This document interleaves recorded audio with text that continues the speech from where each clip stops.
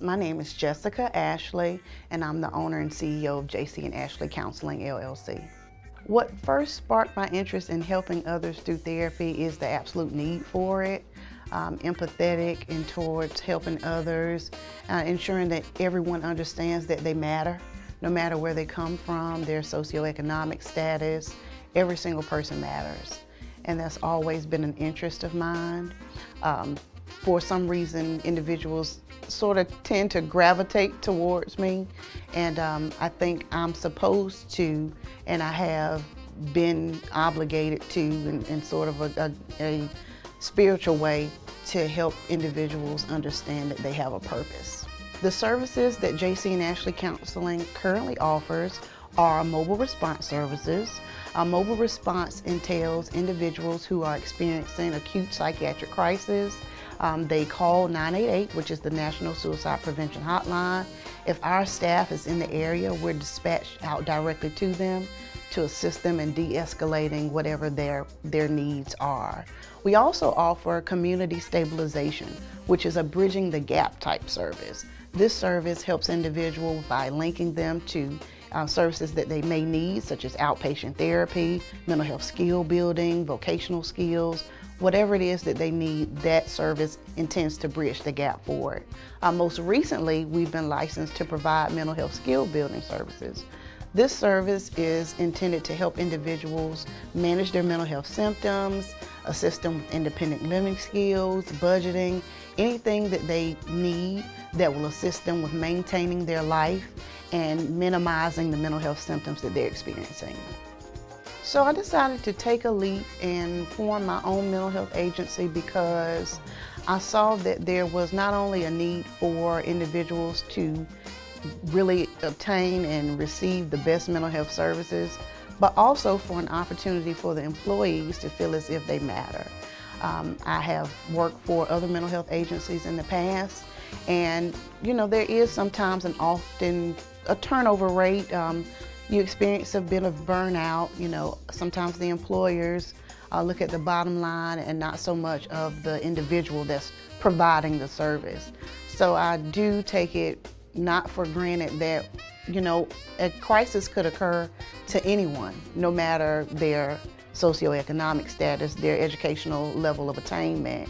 It could be myself, it could be, my staff. So I ensure that the staff understand that they're just as important, and while they're providing to others, they also have to provide for themselves. So I took that leap because it was time for an agency to understand that we're just people helping people. Well, one of the niche I would say that I identified was there weren't very many providers that I was aware of that had an owner who was also providing services. So not only am I the owner, but I provide services just like my staff do. So I can understand, when they've had a long day, or when they were just ready for the shift to be over, or when you've experienced something that just wasn't planned for the day. And when you're providing mental health services to individuals that are community-based, these things will happen. So when the person who's at the top, quote unquote, understands what it's like to be in the field, who's still in the field and providing those services, the nature of the business is different. My approach to mental health treatment is always cognitive behavior approach. I do believe that everything starts and formulates with a thought. What you think will in turn affect the way that you behave, and how you behave affects the way in which you feel. So everything starts with changing the way in which we think. Oftentimes we aren't always challenged when we're experiencing negative thoughts or automatic thoughts or dysfunctional thinking. And these irrational thoughts and dysfunctional thinking can perpetuate distress. So when you have an individual who can challenge those thoughts and just get you to identify when you're even having irrational or negative thoughts, because they are so very common, and sometimes they are automatic. So that is my approach in all types of mental health services. First thing is to challenge the way that an individual is thinking, to in turn affect the behaviors and feelings. I give back to my community by ensuring that they understand that we're here. I don't stand behind the desk, although I am the owner. We're very prominent in the community. We try to give back as much as possible by providing different things that the community may need. I've identified some barriers that were in the community, such as toiletries. Although, we may take it for granted that we have toothpaste and we can get up and brush our teeth in the morning, or we have, the necessities, that's not the case for every person that we provide services to. It could be your neighbor that's in need. So we give back as much as possible by having different drives. We have toiletry drives. During the school year, we have backpack drives. Most recently, we've had a fresh produce drive, partnered with Browntown Farms, right here in the city of Lawrenceville in the community of Brunswick County. And anyone could just drive right up and get the items that they need and drive right off. And I make sure that I express to everyone to tell a friend. Every Thanksgiving, we have an annual Thanksgiving drive. This year, we plan on donating twice as many turkeys as we did last year. And just those small things, they make the world of difference. There were individuals that just came to us after the turkey drive last year and said, I don't even know how we were going to be able to provide our family with a Thanksgiving dinner had it not been for this turkey. So those things matter, and we intend to continue to give back as much as possible. My plans and goals for the future for JC and Ashley Counseling are to continue to provide the best mental health services as possible. We also plan to continue to build services, build them out so that we can become a holistic mental health provider. So you can, a one-stop shop sort of approach. Individuals can receive everything they need from one provider versus having to seek different services from several providers. So we want to start with what we have and continue to build on that. We also are looking towards growing into other states. There are needs for mental health services in other states as well. I've identified a few of them, Texas being one, and we plan on providing mental health services in Texas in the very near future. Outside of work, I do have two children, two daughters. One of my daughters is a sophomore at North Carolina A&T University. I'm very proud of her.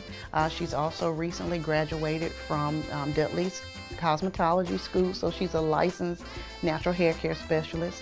Don't know how she decided to fit all that in, but she did, and I'm super proud of her. I also have a second grader who is super smart, and she's so sweet. And, just the light of my life. So when I have a long day and I'm picking her up from school and, she's just saying how her day was, it just reminds me of why I'm doing all of what it is that I do. I also love music. I find that music is therapeutic. I may turn a tune on right here in the office. I try to turn it down low so my staff, they aren't, disturbed by it, but I enjoy music. I enjoy singing, I enjoy church, I enjoy just being around my family. I find time to try to pull all of us together as much as possible, particularly on the holidays because I am very busy now. But I enjoy just spending time and being around my family as much as possible. My grandmother passed in 2019, so she wasn't able to see all of this come into fruition. And so it's taught me so much in that life is short. My grandmother went into the hospital and never returned home. She went to a doctor's appointment actually, and I took her, and she never came back home. So it just reminds me of how short life is. She was a very sweet lady, very giving. She would give anyone literally the shirt off her back, and I'm very much like that in terms of helping as many people as possible, no matter who they are. And so I've learned from that to certainly not take life for granted, because you can be here this morning and gone this evening. Ensuring that we treat others in the way that we would like to be treated, and making sure that each and every person understands that they matter. Historically, noteworthy.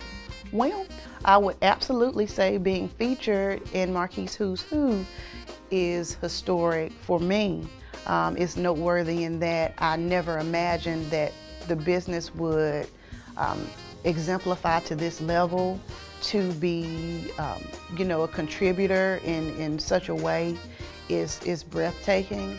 Sometimes I often pinch myself literally because I can't believe that it's happening to me. I'm just, in my mind, doing what I'm supposed to do, and doing what he's called me to do.